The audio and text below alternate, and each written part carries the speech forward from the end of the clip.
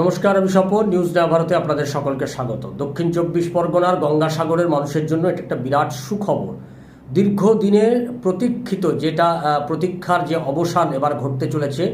শুভেন্দু অধিকারীর নেতৃত্বে বিজেপি সরকার গঠিত হওয়ার পর থেকেই এটা নিয়ে আলোচনা চলছিল। মমতা ব্যানার্জি যদিও গত গঙ্গাসাগর মেলার সময় তিনি এই মুড়িগঙ্গা নদীর ওপর থেকে সেতু তৈরি করার কথা তিনি বলেছিলেন, কিন্তু সেটা যে একটা অসম্পূর্ণ সিদ্ধান্ত এটা সকলেই বুঝতে পেরেছিল যে তিনি পারবেন না এটা করতে। কারণ তিনি কারোর সঙ্গেই আলোচনা না করেই এই সেতু নির্মাণের কাজের কথা ঘোষণা করে দিয়েছিলেন। তার জন্য কত টাকা ব্যয় বরাদ্দ হবে কোনো কিছুই তার বাজেটে বরাদ্দ করা হয়নি, অথচ তিনি সেতু করবেন বলে একটা শিলান্যাস করে ওখানকার মানুষকে ভাঁওতা দিতে গেছিলেন। সেখানকার মানুষ মমতা ব্যানার্জির এই ভাঁওতাবাজিতে কর্ণপাত করেনি, ফলে তারা ওখানে সাগরে বিজেপিকে জিতিয়েছে, কাকদ্বীপে বিজেপিকে জিতিয়েছে। এবার বিজেপির সরকার গঠিত হওয়ার সঙ্গে সঙ্গে গঙ্গাসাগরে মুড়িগঙ্গা নদীর উপর থেকে সেতুর কাজ শুরু হয়ে গেল। ইতিমধ্যেই প্রায় 14টি থাম তৈরির কাজ প্রস্তুতি শুরু হয়ে গেছে। 14টা থাম তৈরি হবে।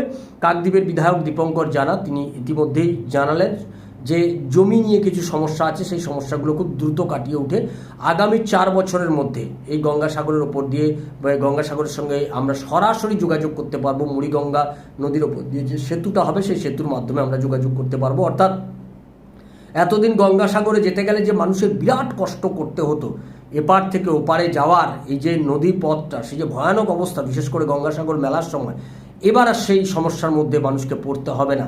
আগামী 4 বছরের মধ্যে এই সমস্যা কেটে গিয়ে অর্থাৎ সামনের বিধানসভা নির্বাচনের আগেই এই মুড়িগঙ্গা সেতুর উপর দিয়ে এই যে ব্রিজ, সেই ব্রিজের উদ্বোধন হয়ে যাবে এবং সেই ব্রিজের উপর দিয়ে মানুষ চলাচল করতে পারবেন।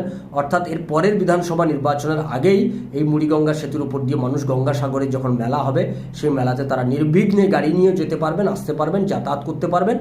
আর নদীর ওপর ভরসা করে, নৌকার ওপর ভরসা করে জীবন বাজি রেখে আপনাকে আর যেতে হবে না, সেরকম পরিস্থিতি আর থাকছে না। ফলে আমরা এদিকে নজর রাখবো, আপনারা নজর রাখুন।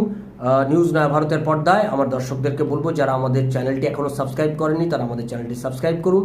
আর যারা আমাদের ওয়েবসাইটটা এখনও পর্যন্ত দেখেননি তাদেরকে বলবো গুগলে গিয়ে nayavarut24x7.com সার্চ করে আমাদের ওয়েবসাইটটি দেখবেন। ভালো থাকবেন, সঙ্গে থাকুন নিউজ নয়া ভারতের। নমস্কার।